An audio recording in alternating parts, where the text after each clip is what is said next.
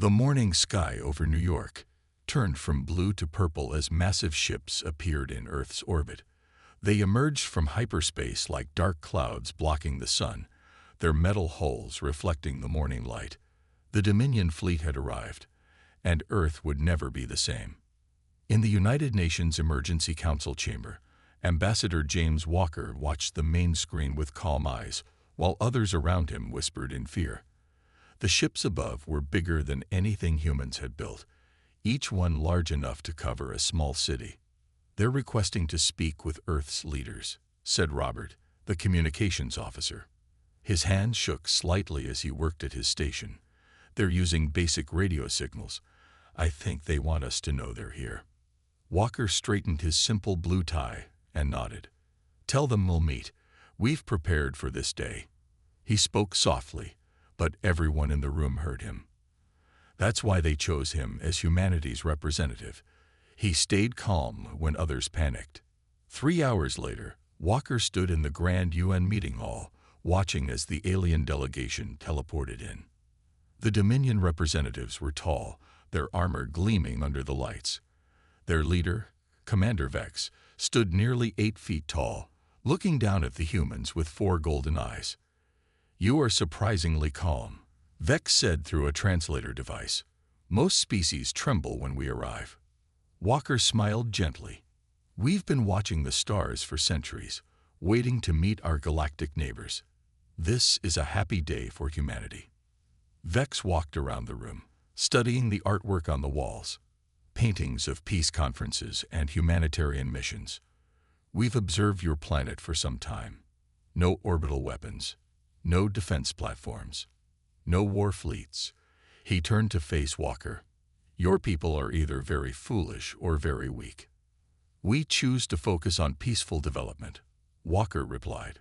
"Our resources go to helping our people, not building weapons." The alien commander laughed, a harsh sound like grinding metal. "Peace is a luxury of the powerful. Your planet has resources we need. Rare minerals, water, biological diversity. We usually offer terms before taking what we want, out of tradition." The other human diplomats shifted uncomfortably, but Walker remained still. "We would be happy to discuss trade agreements that benefit both our peoples." "Trade?" Vex stepped closer to Walker, towering over him. "You don't understand. We're not asking. We're informing you of what will happen. You have no orbital defenses, no significant military forces. We've counted your ships and weapons. You can't stop us."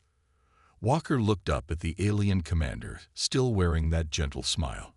"With respect, Commander, you're making a serious mistake.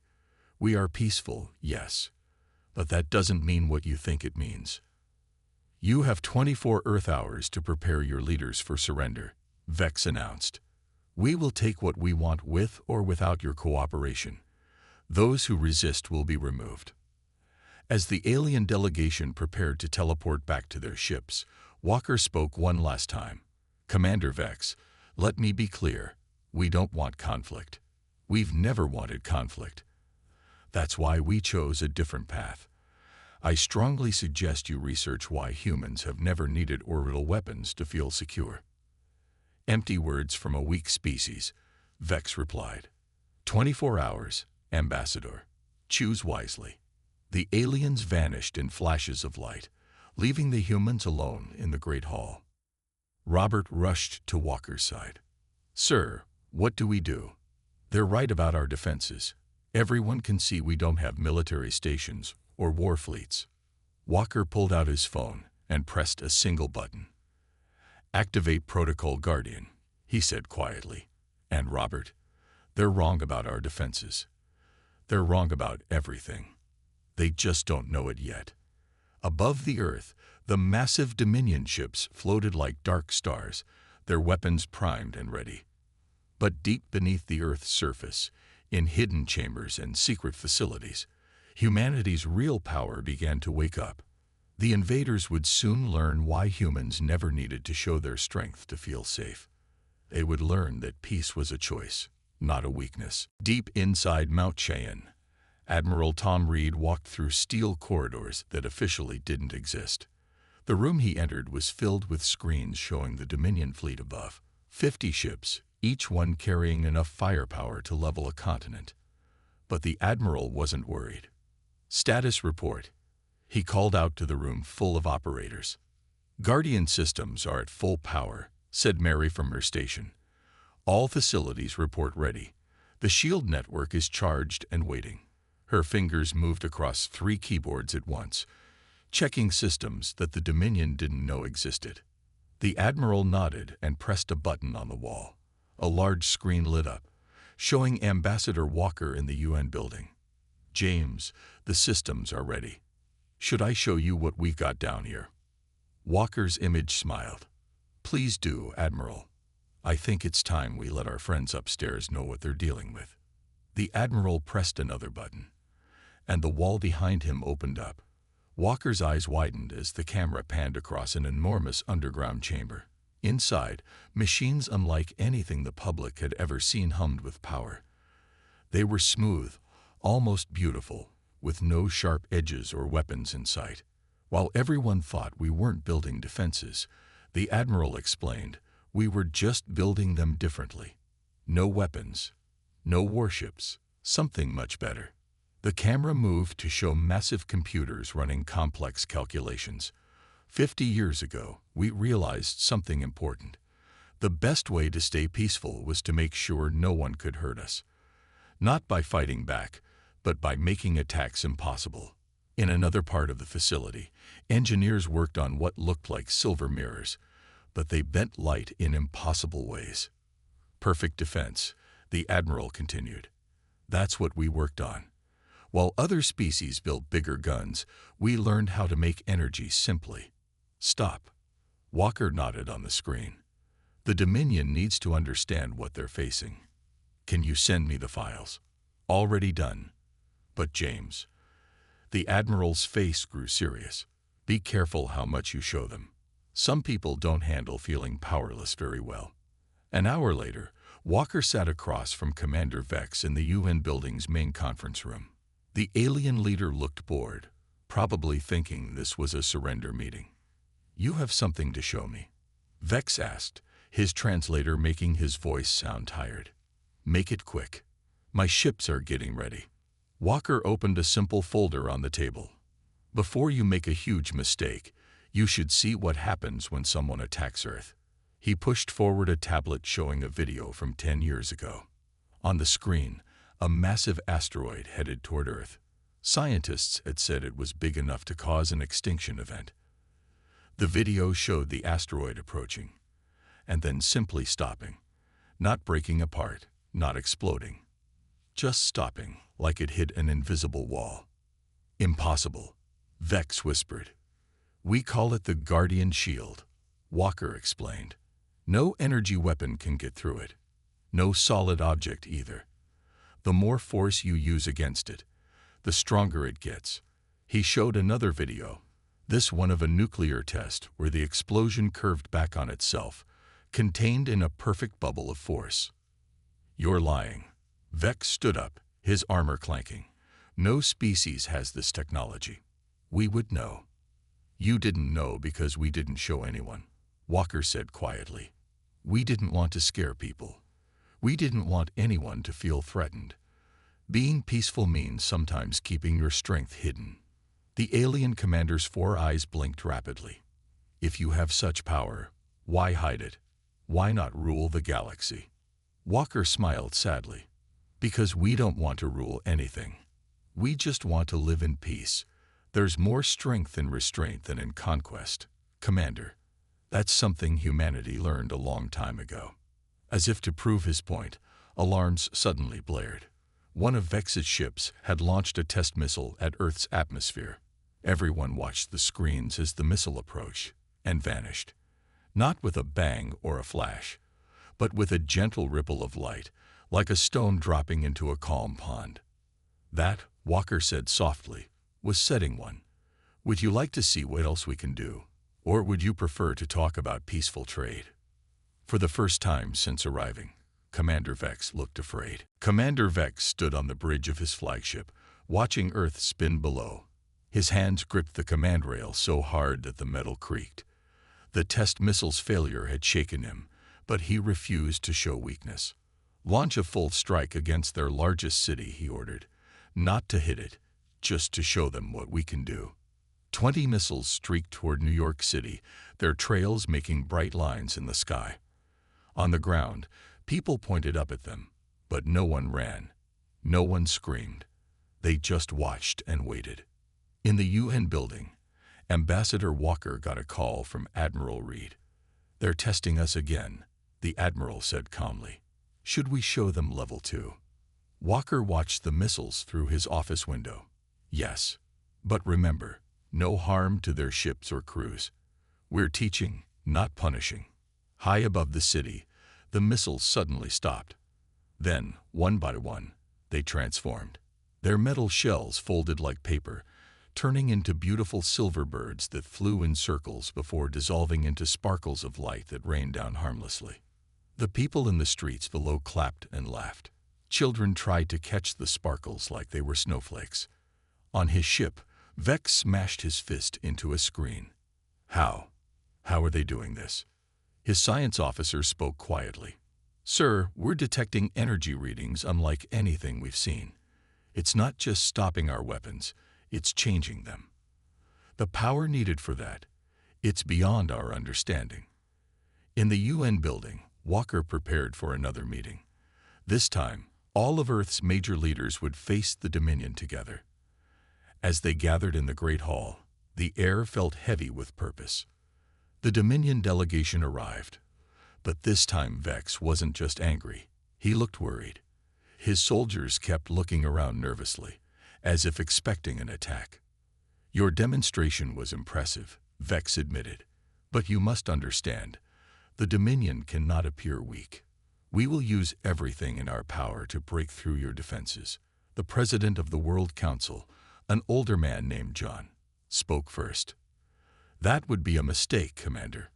We've shown you a tiny fraction of our capabilities, not to threaten you, but to help you understand." Walker stepped forward, carrying a simple wooden box. Inside this box is a data chip. It contains the complete plans for a basic planetary shield system. He placed it on the table.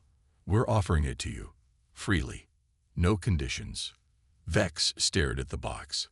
"Why would you give us your defense technology?" "Because," Walker explained, "we want you to understand that we could have shared this long ago.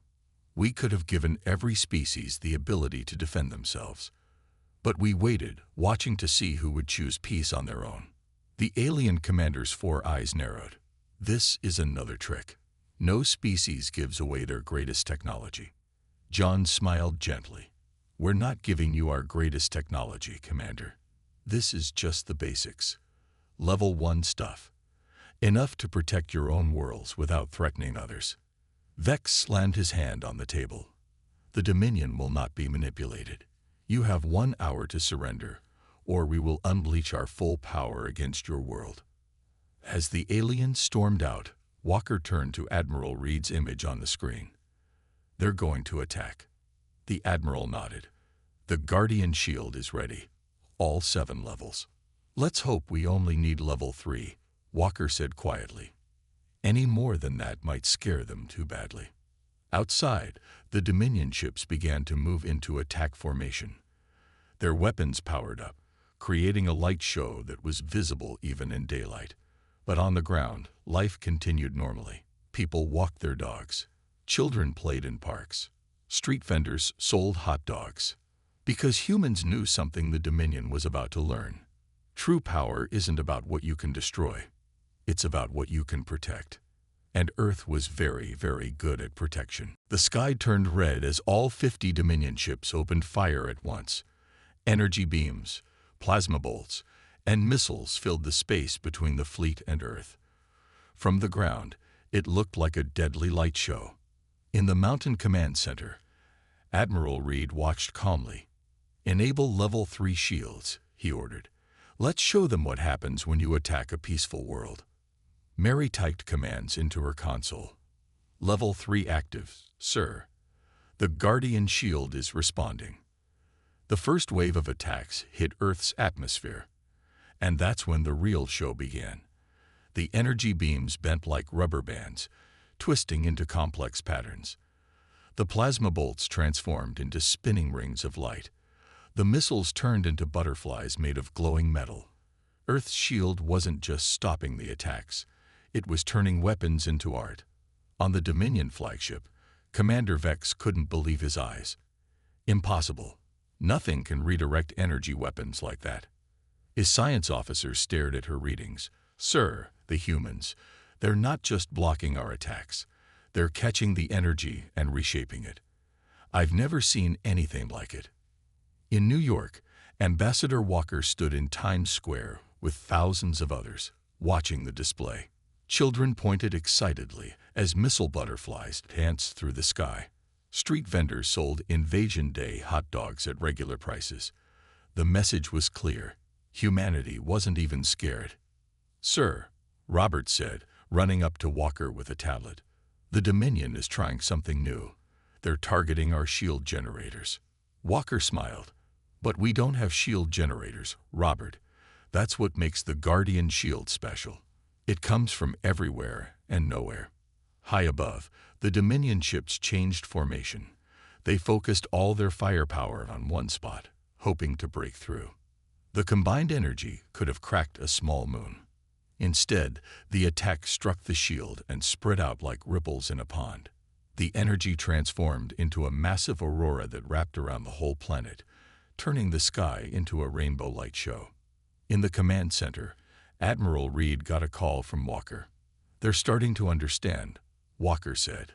Look at their ships. The Admiral checked his screens. The Dominion fleet was pulling back, their weapons powering down. Should we show them level 4? He asked. No, Walker replied.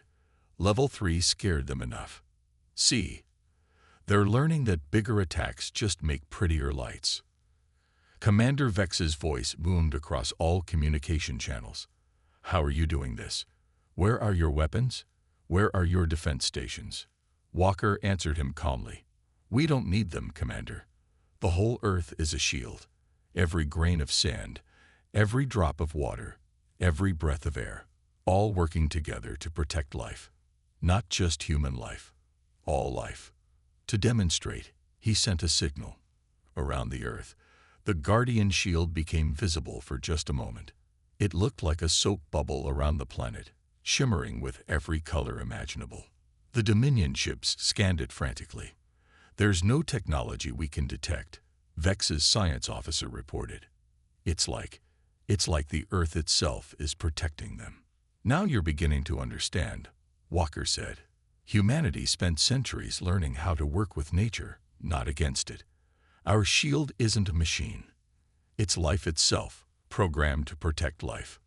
In orbit, the Dominion fleet regrouped. They had used their strongest weapons, and Earth had turned them into a light show. They had tried to find shield generators to destroy, but there weren't any. They had attacked with enough power to destroy a planet, and Earth had used that power to create beauty. Commander Vex stared at the peaceful planet below. For the first time in his military career, he faced an enemy that couldn't be beaten, because they weren't fighting at all. They were just making it impossible for anyone to hurt them, and they were doing it with a smile. Commander Vex paced on his bridge, his armor creaking with each step. If we can't break their shield, we'll try something they won't expect. Prepare the phase shift bombs. The Dominion fleet spread out, forming a perfect circle around Earth. Each ship released small black spheres that seemed to fade in and out of reality, weapons designed to slit between dimensions. In the Mountain Command Center, Admiral Reed watched the new threat appear on his screens. Phase shift weapons, he said calmly. They think they can bypass our shield by moving between dimensions. He pressed a button on his chair. Enable level 4 protection. Mary's fingers flew across her keyboard. Level 4 active, sir. The quantum web is online. The phase shift bombs descended toward Earth, flickering like ghosts. But as they reached the atmosphere, something strange happened. Each bomb started to spin, caught in an invisible web of quantum energy. Then, one by one, they transformed into tiny stars, burning bright and harmless before fading away. On the Dominion flagship, alarms blared. "Sir," the science officer shouted, "they're not just stopping our weapons, they're reaching into other dimensions to catch them." Vex slammed his fist on the command rail. "Impossible. No one can control quantum space like that." Ambassador Walker's voice came through their speakers. "Commander, please stop. Your weapons can't hurt us. They never could. We're not trying to embarrass you. We just want peace." "Peace." Vex laughed, but there was fear in his voice. "You show all this power and talk of peace. Launch the time torpedoes. Let's see them stop weapons that strike before they're detected." The Dominion ships fired glowing torpedoes that bent time itself around them. They were designed to hit their targets before sensors could detect them, making defense impossible. In the command center, Admiral Reed smiled. "They still don't understand. Mary, show them level 5. The time torpedoes suddenly stopped, frozen in space. Then time seemed to flow backward around them. The torpedoes reversed course, flying back toward the Dominion fleet.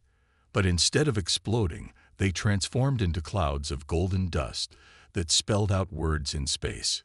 "PC is possible." Walker stood in the UN building, watching the message glitter against the black of space. His phone rang. It was the Admiral. "They tried time weapons," Reed said. "Should we show them level 6? "No," Walker replied. "Look at their ships. I think they're finally understanding." The Dominion fleet had stopped attacking. Their weapons powered down, and their engines turned cold. On the command ship, Vex stared at his screens in disbelief. "Sir," his tactical officer reported, "we've used every weapon in our arsenal. Phase shift bombs, time torpedoes, quantum disruptors. They turned them all into art. They're not just defending. They're showing us that violence itself is pointless." For the first time, Vex noticed something odd about Earth. There were no ruins, no blast craters, no signs of past wars. While his people had scared their worlds with countless battles, humans had kept their planet pristine. "How long?" he asked when Walker answered his call.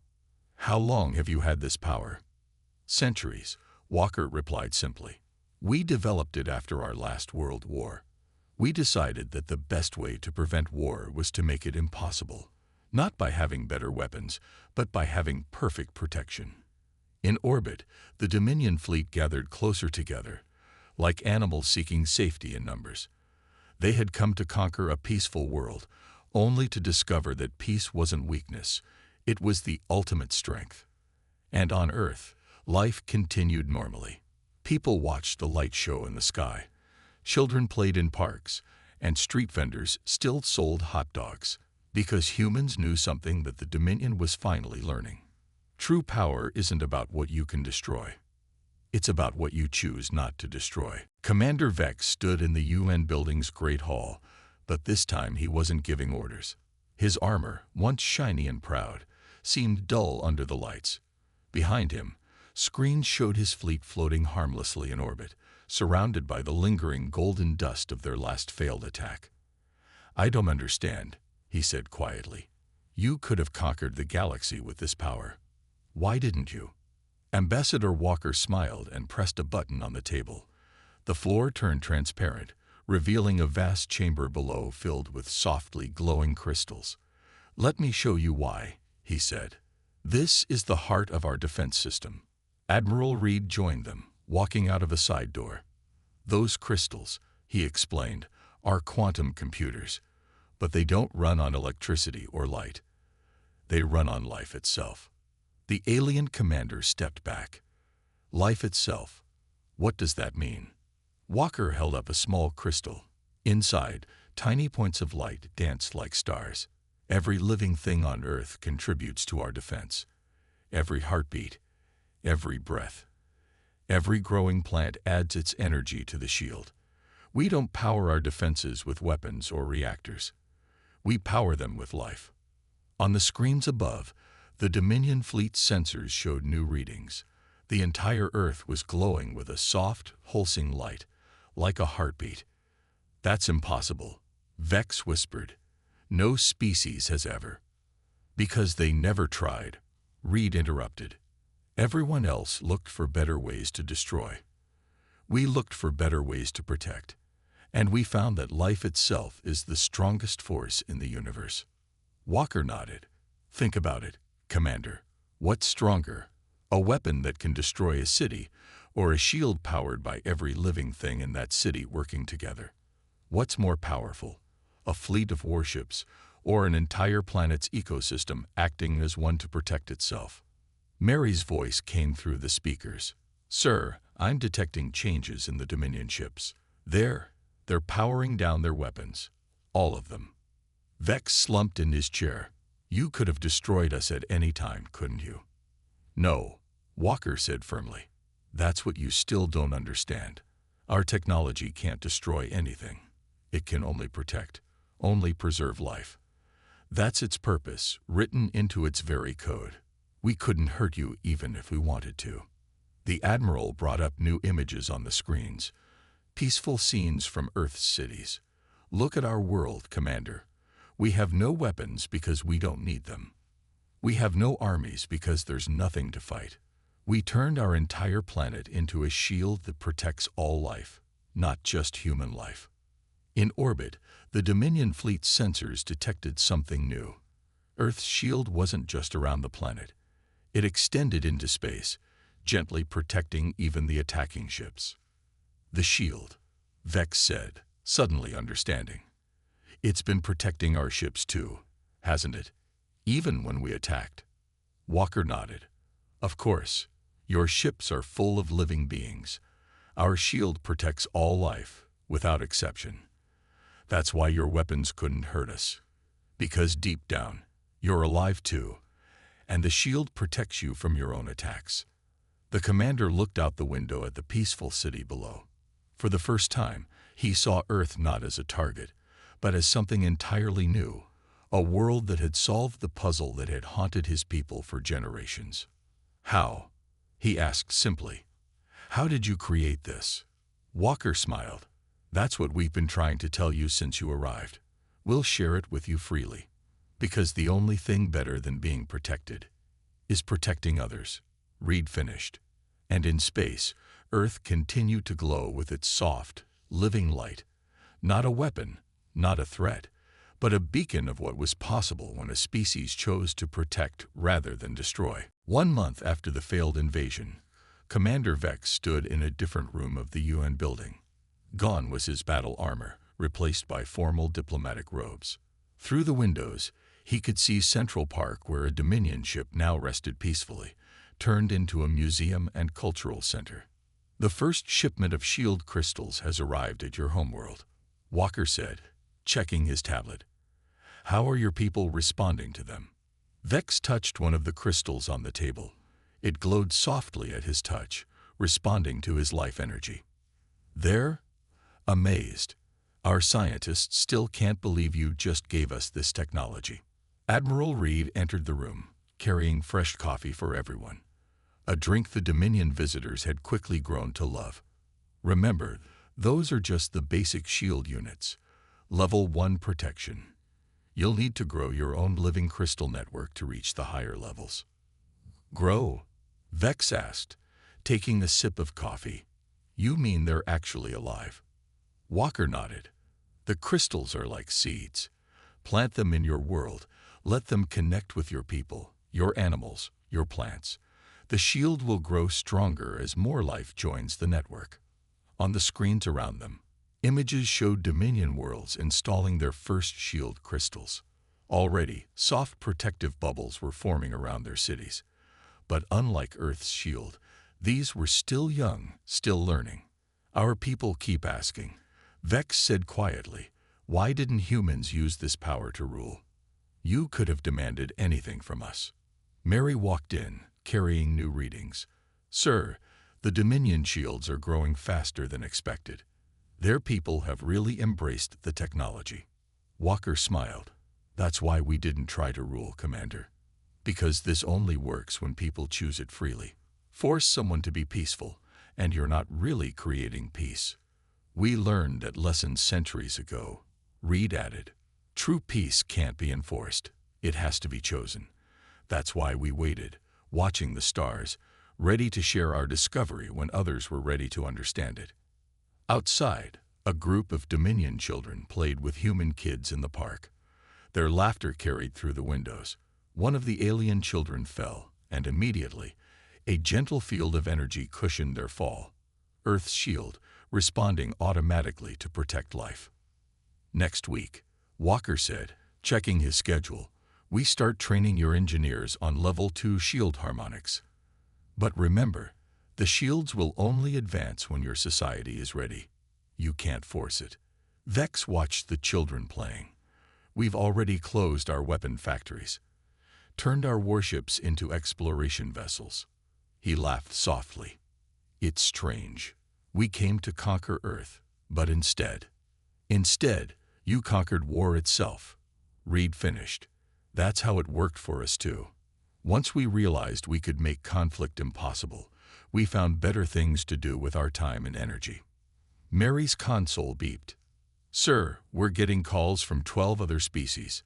They've heard about the shields. They want to talk." Walker looked at Vex. "Would you like to help us explain it to them? Sometimes it means more coming from someone who's made the journey themselves." The commander stood straighter, pride returning to his stance. "I would be honored. We'll tell them what we learned, that the strongest walls aren't built with stone or steel. They're built with life itself." Walker finished. Outside, Earth's shield shimmered briefly in the sunlight, not as a warning or a show of power, but as a reminder. A reminder that humanity had found the greatest power of all. The power to protect without harming, to defend without destroying, to be peaceful without being powerless. And now, at last, they weren't alone in that knowledge. The stars waited, and more worlds would learn, one crystal at a time, one choice at a time, that true strength lay not in the power to take life, but in the power to protect it.